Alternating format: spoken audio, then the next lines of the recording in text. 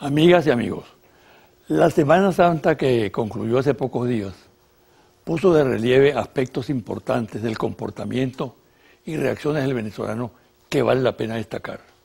Me explico. Número 1. Un sector del país se empeñó temerariamente en perturbar el disfrute consciente y sosegado del feriado con motivo de la conmemoración de los días de la Pasión de Cristo.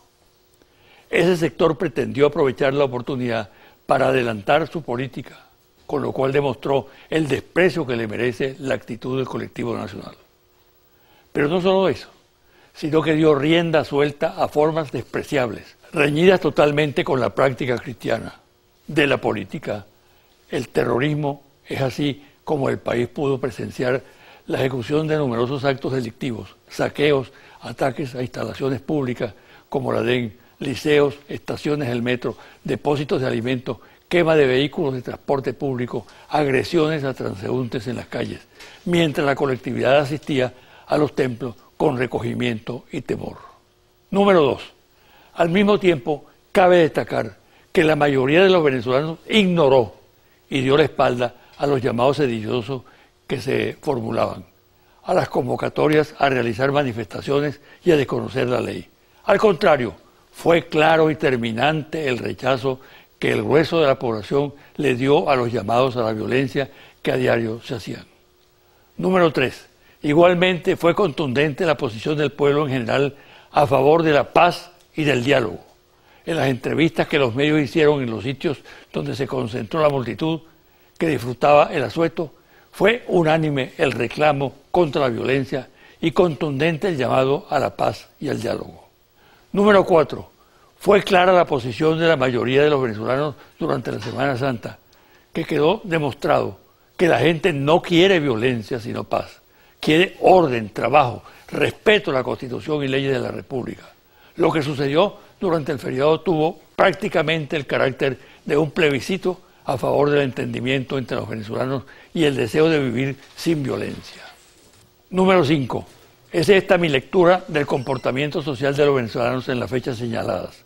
Un comportamiento respetuoso, sereno, responsable, contrastante con el de aquellos que quisieron aprovechar la oportunidad para imponer su visión violenta para salir de la crisis. Un segundo comentario.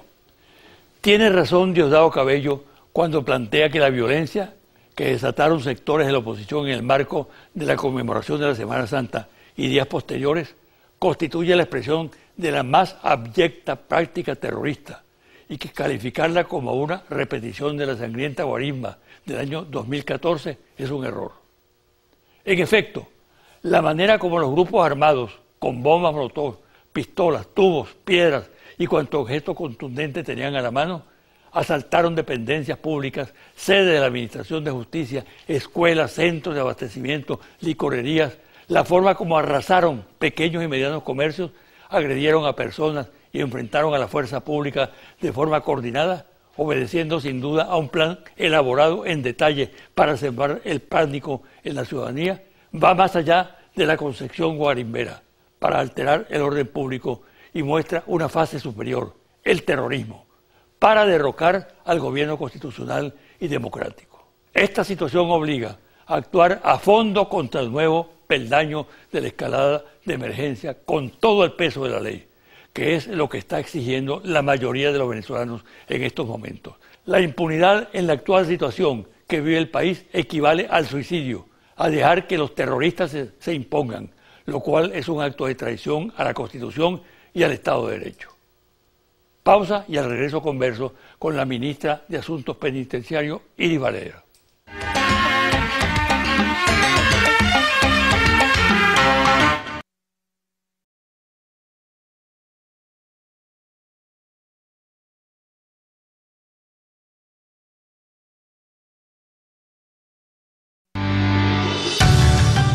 Estás viendo José Vicente Hoy.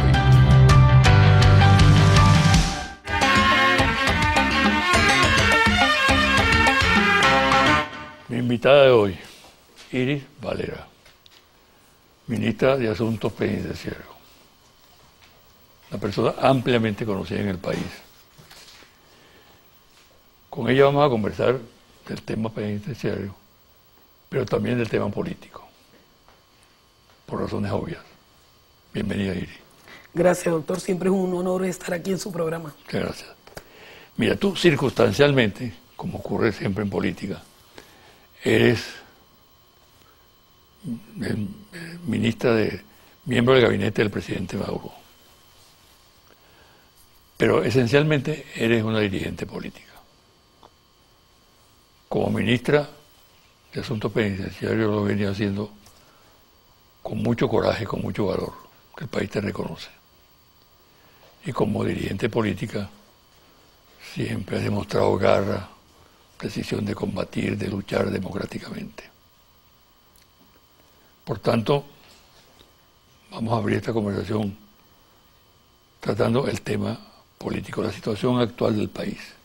¿Cómo la ve Iris Varela? Bueno, primero la veo con cierta preocupación, ¿no? Porque hay mucha gente que no tiene por qué sufrir la sinrazón de grupos que están luchando por el poder y están luchando por vías no democráticas. Y lo peor es que se involucran en acciones violentas que se ve porque las gestan, porque dejan huella en el sentido de que cuando planifican esos actos, muchos de los que ellos involucran para ejecutarlo, lo confiesan, los delatan, sin embargo no tienen el coraje de salir a asumir ellos responsabilidad por sus actos. Es decir, estamos en presencia de la misma clase irresponsable que gobernó durante mucho tiempo el país y que fue desplazada del poder político cuando llega Chávez por voluntad del pueblo venezolano, ¿no? Esa misma clase contra la que irrumpió Chávez en el 92, contra la que se rebeló el pueblo antes en el 89, donde nosotros por supuesto nos inscribimos en toda esa lucha, porque de esa lucha venimos, y hoy observamos que ellos están fortalecidos, que actúan de manera impune, también alentados un poco por la impunidad que da ejercer actos fuera del orden legal, porque se sabe que tienen un manto de impunidad que se les otorga a los medios de comunicación, las redes sociales, pero por encima de los medios y de las redes está toda una conspiración internacional que considero yo que por razones económicas, o sea, mucho se ha debatido y mucho se ha investigado al respecto, ¿no? Pero para nadie es un secreto que las enormes riquezas que tiene el Estado venezolano, el país, nuestra patria, son apetecidas por razones geopolíticas, por Estados Unidos. Y ellos están, por supuesto, como directores de orquesta detrás de esto, así ellos no lo asuman. Ellos no tienen necesidad de decirlo, pero sentirse apoyados por Estados Unidos y por las fuerzas que están hoy conspirando, internacionales, que están conspirando contra nuestra patria, es lo que hace que ellos actúen con extrema perversidad y con extrema violencia. Fíjate, Iris, eso que tú dices es cierto, ¿no? Pero el día 19 de abril ocurrió un hecho muy importante en el país, particularmente en Caracas.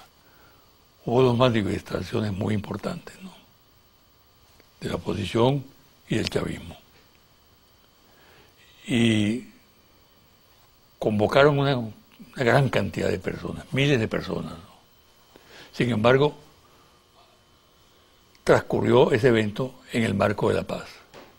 No hubo ningún problema de orden público, un comportamiento ejemplar de la ciudadanía, que revelaba que hay intención de sectores importantes de la sociedad de manejarse en el marco de la legalidad y de respetar las instituciones. Sin embargo, al día siguiente convocó la oposición una nueva marcha, y esa marcha degeneró en desórdenes de todo tipo, en ataques a la propiedad privada, a instituciones públicas, agresión a los ciudadanos, muertes, heridos, etc. Yo saco una conclusión. La mayoría determinante de los venezolanos es partidario de la paz y del diálogo, del entendimiento. Pero hay sectores extremadamente radicalizados que tienen una actitud completamente distinta y que no les importa llevar al país al borde del abismo.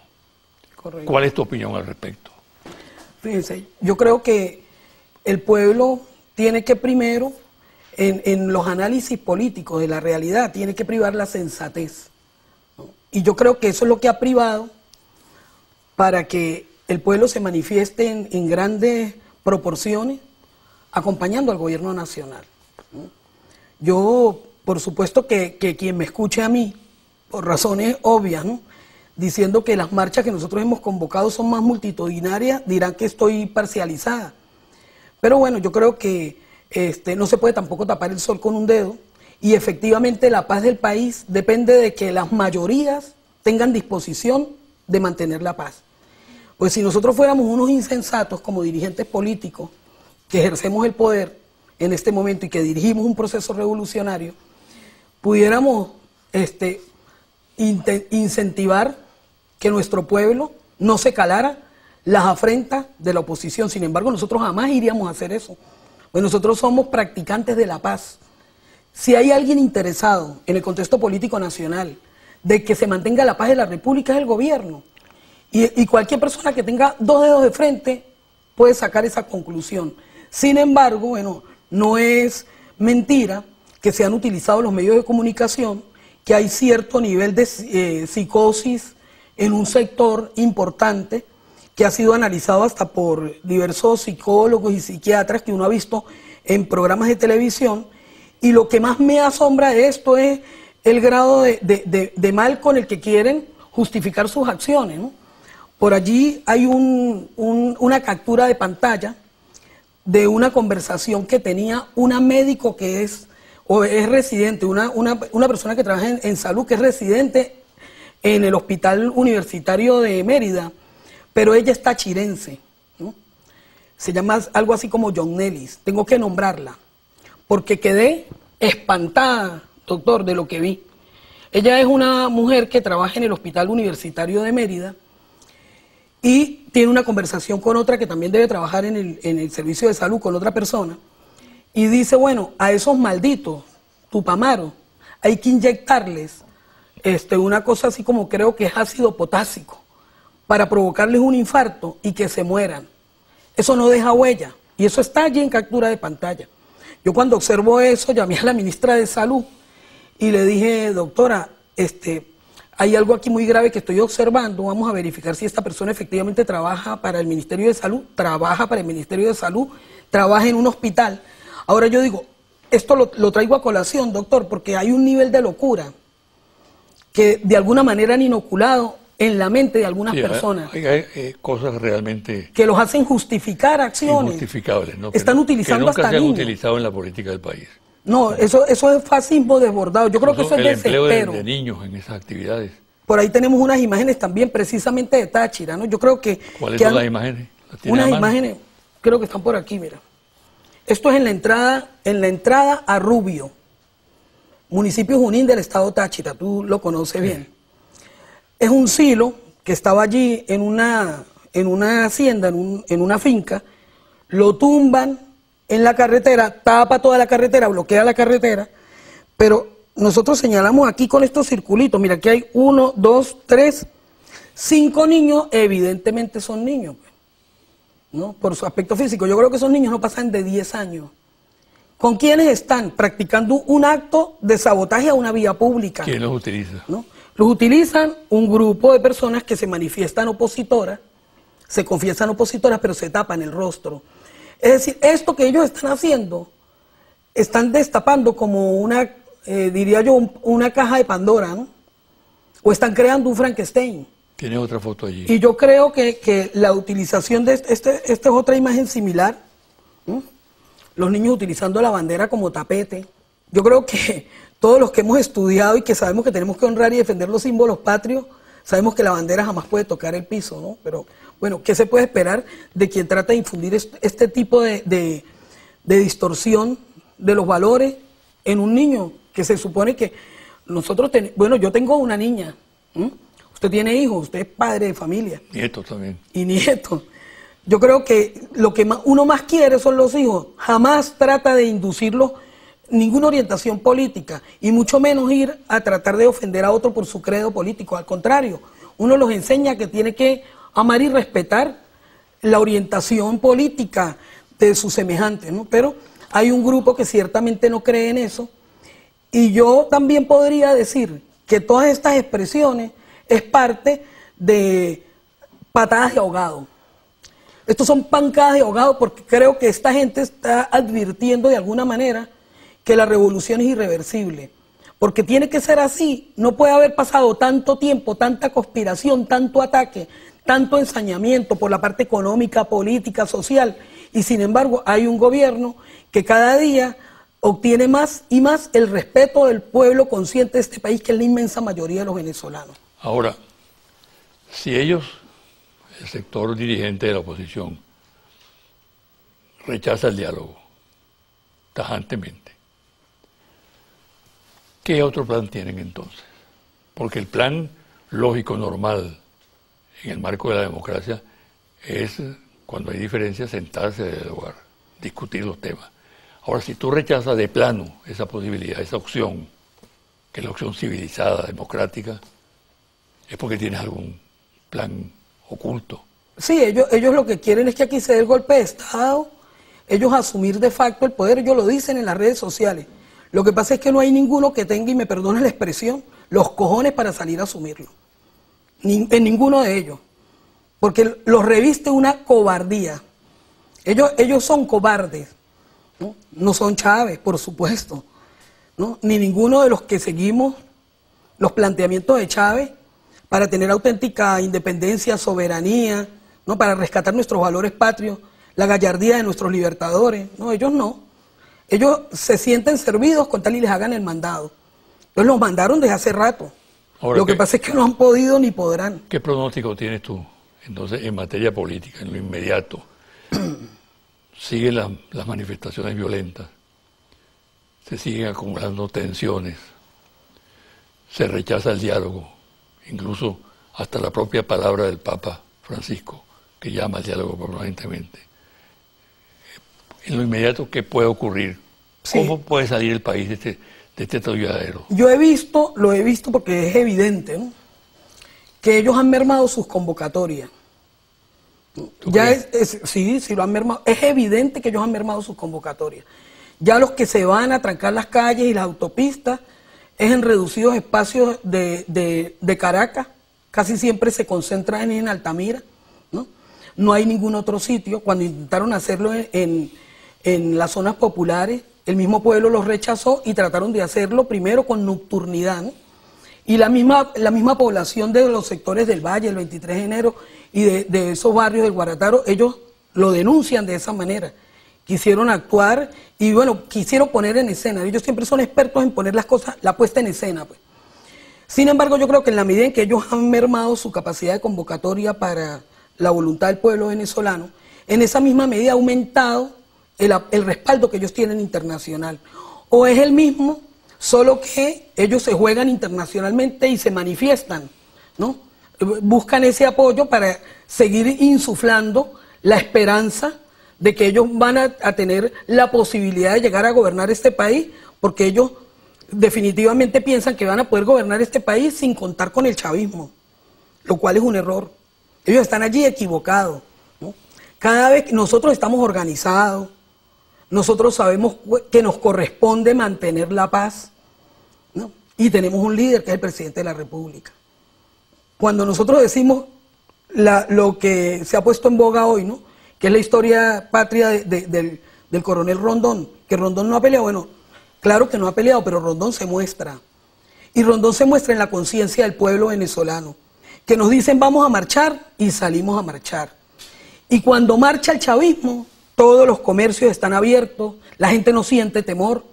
Pero cuando marcha la oposición o cuando la oposición convoca alguna concentración, todo el mundo tiene temor porque están seguros que se va a desatar un hecho de violencia. Ellos están reeditando lo que hicieron aquí el 11 de abril y en los días previos también del 2002 cuando le dieron el golpe de Estado a Chávez, utilizando la figura del paramilitarismo. Y lo peor ahora es que lo están utilizando están poniendo ahorita o trayendo para acá, como lo han hecho siempre, porque tienen de mal asesor a Uribe, están empleando aquí los falsos positivos. Entonces tratan de ejecutar a personas nuestras provocándonos. ¿Cuántos compatriotas nuestros no han caído? Nosotros todo lo que hacemos es reclamar justicia y contener a nuestro pueblo, ¿no? Y ojalá que esta gente no siga jugando con candela, ¿no? Porque nosotros no queremos una confrontación entre compatriotas venezolanos aquí, pero que ellos tengan la plena seguridad que nosotros estamos para defender la patria. Y nosotros sí asumimos las consecuencias de los actos que nosotros realizamos. Con esa decisión y con esa voluntad de lucha con que hablas, sin embargo, no descartas el diálogo. No, en absoluto. En absoluto. Nosotros siempre... Yo creo que yo tengo una experiencia que me ha dado circunstancialmente el cargo que ocupo, ¿no? De pacificar grupos violentos. Lo he hecho en las cárceles del país. Ahí hay un resultado, ¿no? ¿Quién más violento? ¿Quién menos formado de repente que una persona que está en la prisión por muchas circunstancias sociales, ¿no? Que provocan esa población penitenciaria y que la alimenta? Y para nadie es un secreto cómo estaban las cárceles del país. Sin embargo, nosotros ya tenemos 98% de nuevo régimen penitenciario y la pacificación de las cárceles ha pasado por el diálogo, ¿no? O sea que nosotros sí sabemos lo que es el diálogo, ¿no? Y no le tenemos miedo a sentarnos con quien sea hablar. Como dijo Chávez una vez, así tenga cacho y rabo, lo dijo el presidente Nicolás Maduro también, ¿no? Vamos a sentarnos a dialogar. Lo cortés no quita lo valiente. Nosotros no tenemos ningún problema en dialogar. Que ellos digan cuál es su planteamiento político para el país, que nosotros sostenemos y sabemos defender el planteamiento que nosotros tenemos. En lo que se refiere al ministerio que tú regentas, y justamente lo que has adelantado ya, de que es una demostración tu política allí de eficacia del diálogo, ese tema lo vamos a abordar en el segundo espacio, al regresar de la pausa. ¿Está bien? Bien. Okay.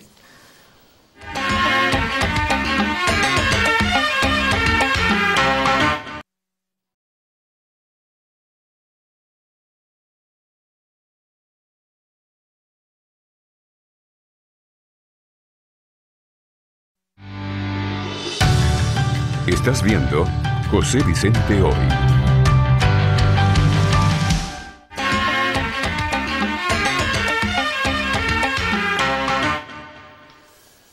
Y tu gestión al frente de un ministerio tan complejo, tan difícil, tan delicado, ¿no? Una verdadera silla eléctrica, ¿no? Sí. Y bueno, vamos a hablar de aciertos, éxitos y fallas. Hay una noticia que ha recorrido en las últimas horas el país, que son las muertes de reclusos en Puente Ayala y en Tocorón. Si quiere empezar. ¿Tocorón no? No, Puente Ayala. Puente Ayala, ok. 15 muertos, ¿no? No, 12. 12. 12 por un hecho, en realidad del hecho violento, 9. Porque hay 2 que, de acuerdo a los análisis forenses, parece que tienen intoxicación por sobredosis. Y hay otro que tiene politraumatismo, contusiones.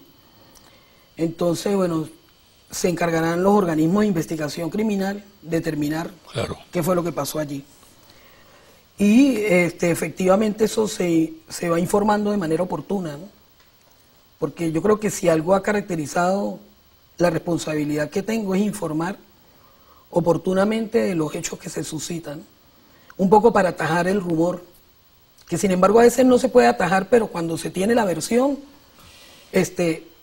tienen los espectadores y el público en general que quiere conocer la información, las 2 versiones y puede optar por la verdad. Mediante inteligencia no se pueden prever esos hechos. Fíjate, ese penal está dentro de un reducido grupo de cárceles que ya están en transición.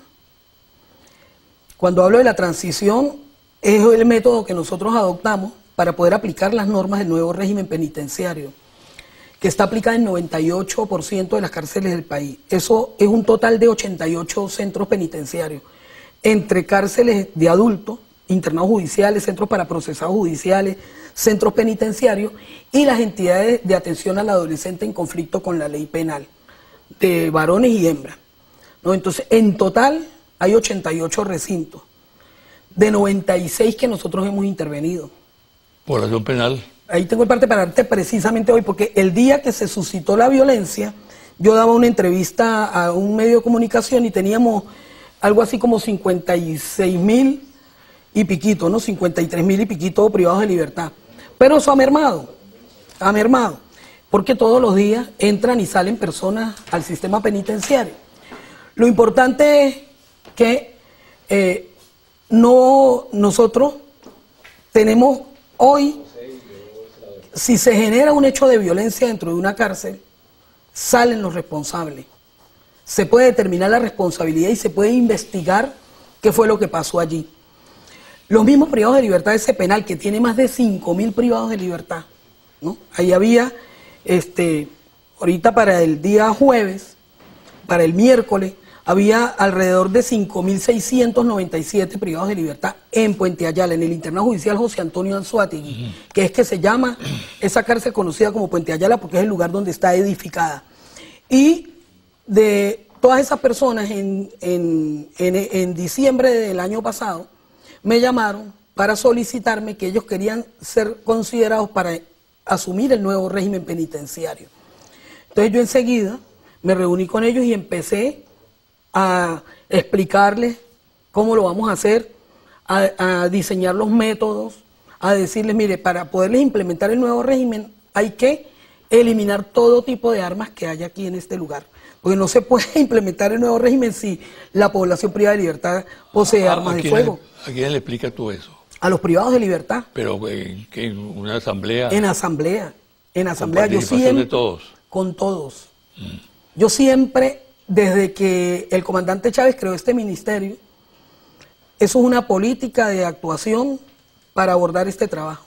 Ir directamente y hablar con las únicas personas que están interesadas en vivir en paz y de repente sí, sumarse a los cambios que se le ofrecen, pues.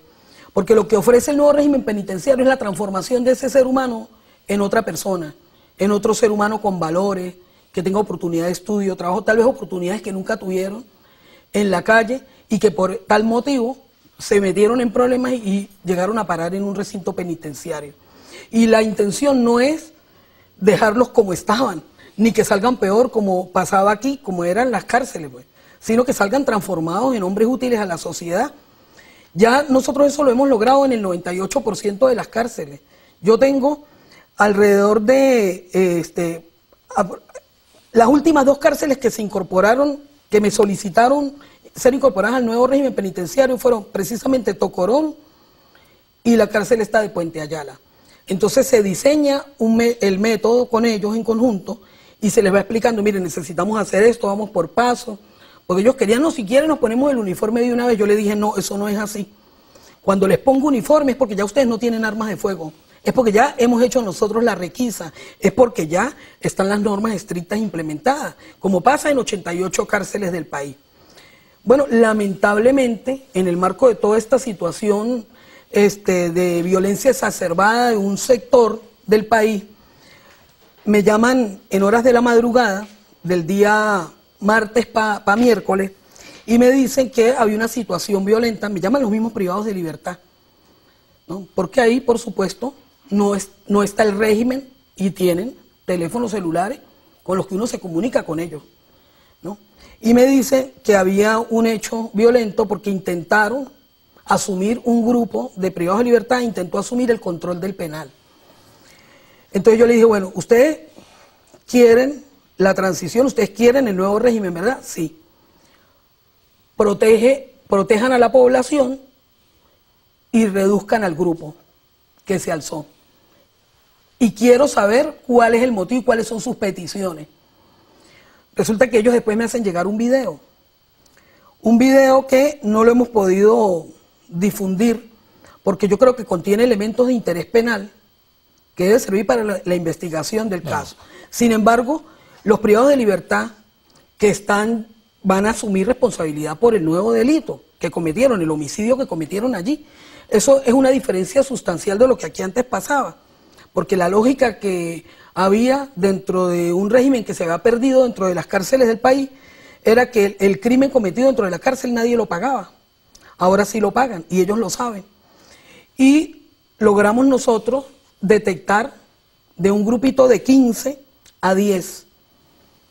Y esos 10, bueno, ya reducidos, los privados de libertad, porque toda la población los rechazó, lo que quiere decir que toda la población, estoy hablando de más de 5.000 privados de libertad que hay allí, quisieron que se mantenga la paz, rechazan el hecho de violencia y lograron la rendición de los que estaban alzados.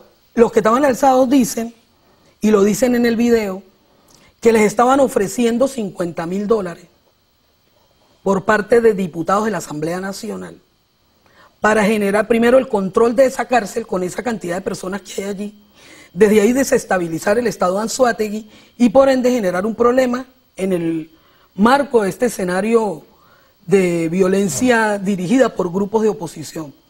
Eso habrá que investigarse, pero es un dicho de ellos, nombran personas. Ahora sí, eso se puede determinar fácilmente por telefonía.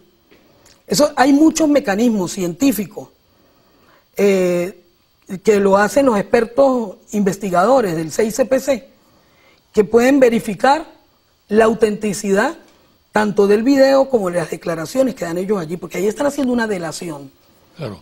Ahora, esa versión que circula en la calle, de que los planes controlan las cárceles. Eso era antes. Hoy no. Eso era antes.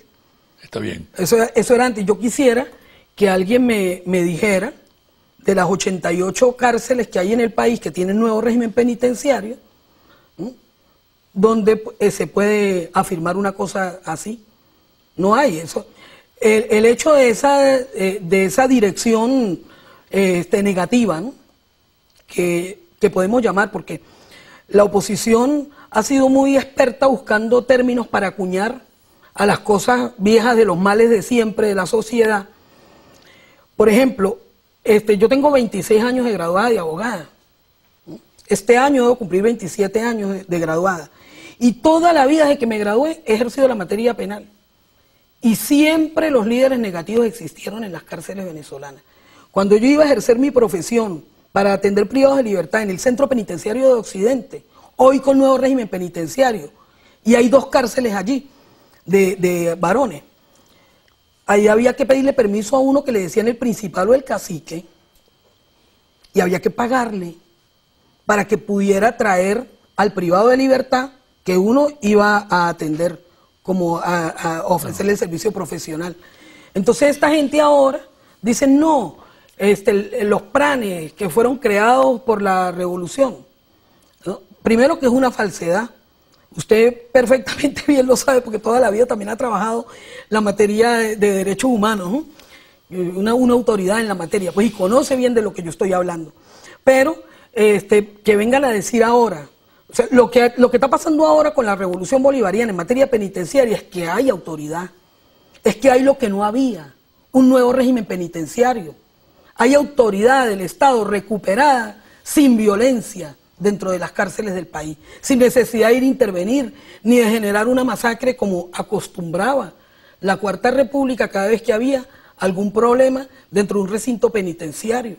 Lamentablemente personas que a nadie le duelen, ¿no? Le duelen a su familia y los utilizan los medios de comunicación o algunos políticos de manera grotesca, pensando que eso les va a dar rédito político, ¿no? Porque si les interesaran los privados de libertad, quienes han tenido responsabilidad también en esa materia, empezarían por ocuparse. Sin embargo, uno ve, a veces sale el gobernador de Miranda, ¿no? Y me disculpa que tenga que nombrarlo aquí, pero es una realidad, pues. A veces sale el gobernador de Miranda a hablar o a dar opinión del régimen penitenciario, pero él no puede ni con el servicio de protección a la infancia y adolescentes que tiene ahí, que se llama el CEPINAMI, ¿no? Que está descentralizado, ni puede tampoco con la comandancia de policía. Ningún dirigente opositor que maneja cárceles ha podido con ese problema a nivel de un retén policial, a nivel de una entidad de adolescentes en conflicto con la ley penal. Ahora eso se puede perfectamente contraponer o comparar con la gestión del gobierno revolucionario, ¿no? Yo tengo 56.000 privados de libertad en el país, todos bajo estricto control del Estado, y 98% de los recintos bajo normas de estricto nuevo régimen penitenciario. Y la crítica que le formulan al personal de seguridad, que lo responsabilizan de la introducción de armas. Pero es que eso es lo que se ha superado, eso es lo que se ha venido erradicando. Ahorita el que sea detectado tratando de subvertir las normas que se diseñaron para controlar el régimen penitenciario, por supuesto que responden por eso. La primera, que se lo vive vigilante y que es implacable cuando alguien trata de incorporar elementos de perturbadores de la paz y del control que se ha alcanzado en materia penitenciaria, soy yo, ¿no? Yo me lo vivo como un policía, ¿no? Como un policía bueno, vigilante, o vamos a decir como una buena madre de familia, que tiene un poco de hijos que de repente estaban descarriados y logró ponerles control, logró darles actividades, ha tratado de infundirles valores, ha tratado de generar una cantidad de espacios para que ellos puedan también expresarse y tener nuevas oportunidades. Por ejemplo, acabamos de pasar esta semana y los privados de libertad participaron en el Festival de Teatro de Caracas. Y ahí vinieron, ¿no?, de el CPO, de Yare, de Rodeo. Se presentaron como 6 obras con grupos de teatro de los privados de libertad. Eso era impensable aquí. Antes siempre era, bueno, un solo grupo de teatro, creo que lo sacaban como bandera durante mucho tiempo, pero ahora en todas las cárceles hay grupos de teatro, orquesta sinfónica, tengo a los privados de libertad, incluso los que están en transición de una cárcel tan emblemática como lo es el Centro Penitenciario de Aragua en Tocorón, el estado de Aragua. Claro. Yo los tengo incorporados a un plan, doctor, que se llama Plan Ecosocialista Hogares de Paz. Estoy sacando a los privados de libertad. Estos que están aquí trabajando, ¿no?, son privados de libertad de Yare y de Tocorón. Y los tengo trabajando en unos barrios que son bien populosos del estado de Aragua, porque estamos empeñados en llevar la experiencia de pacificación. ¿Qué tipo de labor hacen? Ellos, bueno, hacen arreglo de vivienda, hacen arreglo de fachada, vamos a generar corredor turístico, vamos a generar patios productivos, vamos a hacer fogones comunitarios, vamos a generar actividades también como unidades socioproductivas que le van a servir a las personas que viven en esos lugares, porque normalmente son lugares donde también ellos han residido. Entonces, quien antes era un elemento perturbador y rechazado por la comunidad, hoy con el nuevo régimen está impactando con los mecanismos de que dispone el Estado para construir viviendas y generar espacios humanizados, en ayudar a construir las viviendas y en arreglar viviendas para su comunidad, y la última vivienda que arregla es la donde él vive. Pero es con mano de obra de todos esos privados de libertad que están saliendo de manera voluntaria y que en principio eran vistos con cierto temor por las comunidades, y hoy el pueblo, bueno, está agradecido. Nosotros hemos hecho varias jornadas en San Vicente, en el Consejo y en Puente Carrera, los 2 primeros en el estado de Aragua y Puente Carrera aquí en San Francisco de Yare, con los privados de libertad de Yare. Y bueno, hemos sacado a 200 privados de libertad de Tocorón y de Yare, respectivamente, y el pueblo anda agradecido y se vuelca en masa a recibirlo, a agradecernos, y la misma voz de los privados de libertad es sencillamente conmovedora. Cuando me dicen y le manifiestan al pueblo, no los vamos a defraudar, no nos tengan temor, nosotros queremos cambiar, y agradecemos la oportunidad que el gobierno revolucionario nos está dando. Eso lo dicen allí. En forma concreta, dime, ¿qué es lo mejor de tu gestión hasta ahora? A veces es difícil uno mismo alabarse, ¿no? Aunque yo digo, no alabanza, sino un reconocimiento, sí, de algo. Yo digo, yo tampoco es que, yo no quiero tener falsa modestia, ¿no? O sea, yo sí estoy muy orgullosa del trabajo que se ha hecho. Pues es que lo puedo mostrar. Creo que nadie iba a pensar, nadie se iba a imaginar, ¿no? Ni yo misma me lo imaginaba y eso lo confieso, que precisamente este trabajo en un ministerio creado en la Revolución iba a ser una punta de lanza de la gestión del gobierno revolucionario. Creo que aquí se ha hecho un trabajo impecable, ¿no? Y siempre cuando empiezan las voces a salir, a decir que porque lo que pasó allá en Puente Ayala, que evidencia que aquí no se ha hecho nada, yo les digo, bueno, pobres estúpidos que van a juzgar el trabajo que se ha hecho en 96 recintos penitenciarios por lo que pasa en uno que está en transición, ¿no? Ante eso yo los invito a que vayan a los recintos penitenciarios. Tienen 88 cárceles del país para escoger, que tienen ubicación y coordenadas geográficas dentro de la geografía nacional. Que yo no estoy hablando de cárceles que estén etéreas, ¿no? El único que tiene cárceles aéreas, dicho sea de paso, es Estados Unidos, no nosotros, pero yo no estoy hablando de cárceles inexistentes. Estoy hablando de cárceles donde antes nadie podía entrar, como Rodeo, como Yare, ¿no? Hay 3 Rodeos, hay 3 Yare, pueden ir. Yo he llevado para allá a los defensores públicos de Mercosur, a todos, ¿no? Argentinos, chilenos, y se han quedado sencillamente asombrados. Estamos orgullosos de la gestión que hemos realizado, ¿no? Y le pedimos al pueblo que cuando quieran ir, que tramiten los necesarios permisos, pero que cualquiera puede ir a observar lo que ha hecho la revolución en materia penitenciaria, porque es un trabajo digno e impecable de la gestión de la revolución bolivariana y del gobierno del presidente Nicolás Maduro, que es donde se ha avanzado la mayor parte. ¿Qué te queda por hacer? Bueno, falta poner el 100% de régimen, me quedan 2% de cárceles, ¿no? Y bueno, ahorita estamos empeñados en la industrialización de cárceles, porque el presidente me exige que hay que poner a producir a los privados de libertad. Y bueno, nosotros sabemos que la gestión y el presupuesto que se ha destinado para el servicio penitenciario nunca estuvo dirigido a la producción de alimentos, estuvo dirigido para el funcionamiento y para las áreas administrativas. Sin embargo, nosotros sí hemos venido generando espacios productivos. Yo para este año me tracé un plan de producción a gran escala. Le estoy pidiendo recursos al presidente para invertir y acondicionar los espacios para lo que es la producción de alimentos, tanto agrícolas como pecuarios. Y además, estoy a través del Banco Bicentenario, ya tuve reuniones con Pérez Abad y estamos estimulando, pues hice un rediseño de unas cárceles que se estaban construyendo en Sucre, en Lara, en Carabobo y en Falcón, en Zulia, para industrializar unas cárceles que se están construyendo. Y vamos a generar en esas 4 cárceles, vamos a empezar con un plan que es la industrialización de las cárceles en Venezuela, para que haya producción a gran escala, porque estamos empeñados en que de verdad aquí el modelo rentista tiene que quedar sepultado.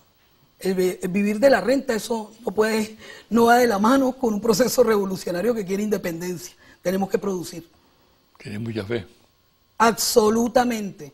Lo hemos demostrado. Ha habido una situación crítica en el país, doctor, por lo que ya sabemos, ¿no? Por todo el sabotaje, por todo lo que ha pasado en el país que afecta a todo.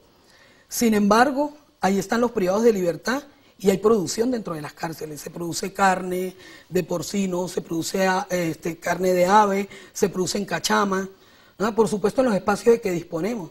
Necesitamos mayor inversión allí, pero para allá vamos. Bueno, muchas gracias, ¿sabes? Gracias, doctor. Y mucha suerte. Gracias. Una pausa y al regresar los confidenciales.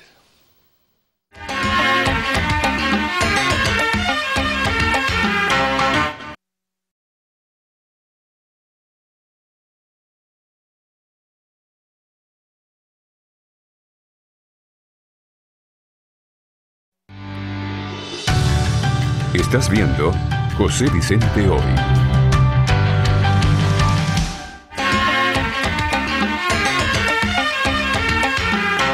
Y ahora, los confidenciales.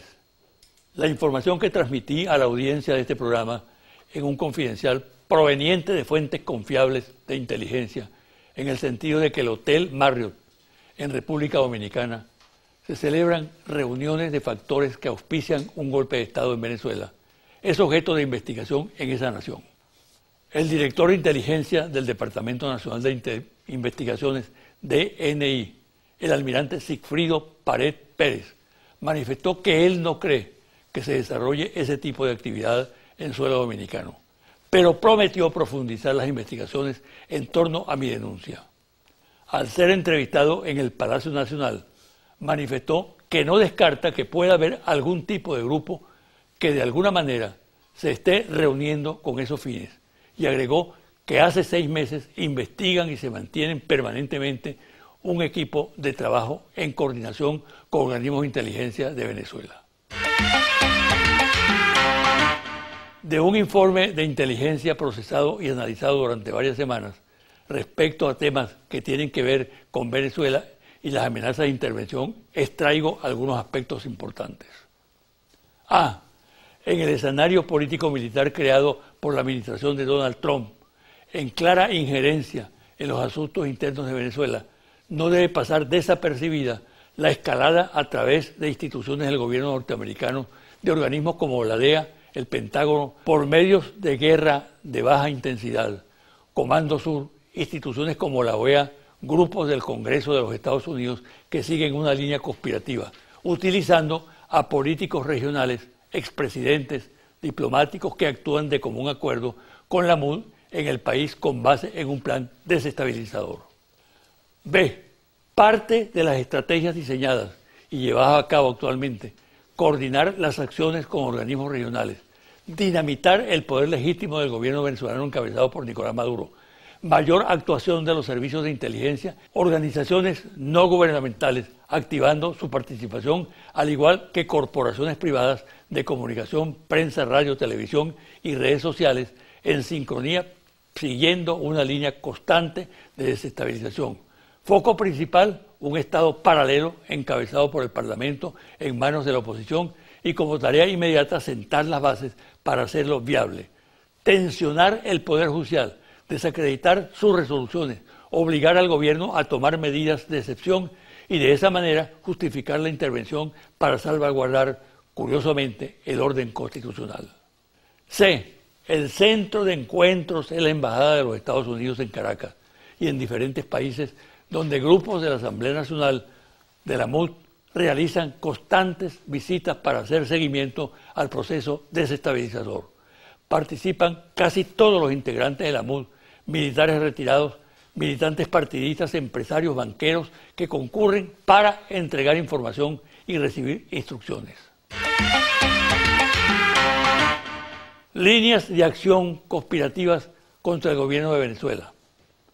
Donald Trump ha mantenido conversaciones con un buen número de exmandatarios y presidentes de la región, quienes a su vez mantienen actividades conspirativas contra el gobierno bolivariano. El jefe del Comando Sur, almirante Kurt Titt, aun cuando mantiene una posición ambigua pero férrea hacia el gobierno bolivariano, ha manifestado que el Comando Sur tiene elaborados planes de contingencia para el caso de ser necesario el traslado de alimentos y medicinas a gran escala a Venezuela, si así fuera solicitado por el gobierno de la región. Congresistas norteamericanos, entre los que destaca el senador Marco Rubio, han estado enviando al Congreso de los Estados Unidos informes para su aprobación en contra de Venezuela, en flagrante violación de los asuntos internos de nuestro país. Recientemente, el secretario general de la OEA, Luis Almagro, recibió un reconocimiento de ONGs en Miami que mantienen una línea conspirativa contra Venezuela. En el acto de entrega de la condecoración que se le otorgó estuvo presente el publicista y promotor de guerras sucias mediáticas JJ Rendón, poniendo así en evidencia la solidaridad de grupos de ultraderecha que operan en Miami contra el gobierno venezolano. Monseñor Ovidio Pérez Morales, vocero de la cúpula de la Iglesia Católica y enemigo jurado del gobierno bolivariano, luce confundido a la hora de tratar públicamente la incómoda situación que se le plantea a la Conferencia Episcopal Venezolana para explicar cómo la institución está en contra del diálogo mientras el Papa Francisco lo auspicia. Opta entonces por declarar cosas como esta, comillas, el gobierno se burló del Vaticano con el diálogo, cierra comillas. Flaco servicio le presta Monseñor Pérez Morales a su iglesia cuando presenta al Vaticano, a su política, como dócil instrumento susceptible de ser engañado con facilidad por otro gobierno.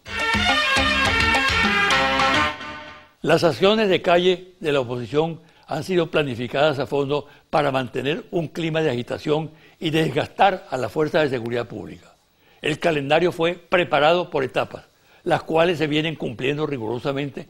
En el plan aparecen, por ejemplo, los siguientes aspectos: grito de libertad, patea la calle, avispa, rueda rota, días oscuros, árbol verde, patria parada. Los nombres no son colocados por azar. Cada uno corresponde a un tipo de acción sectorizado y a las distintas fases del proceso de agitación.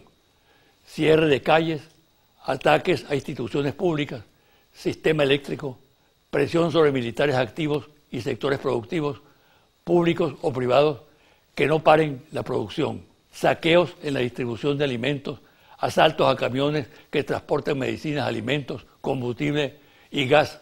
El propósito es colapsar a las instituciones y crear las condiciones para el golpe de Estado o una intervención armada extranjera.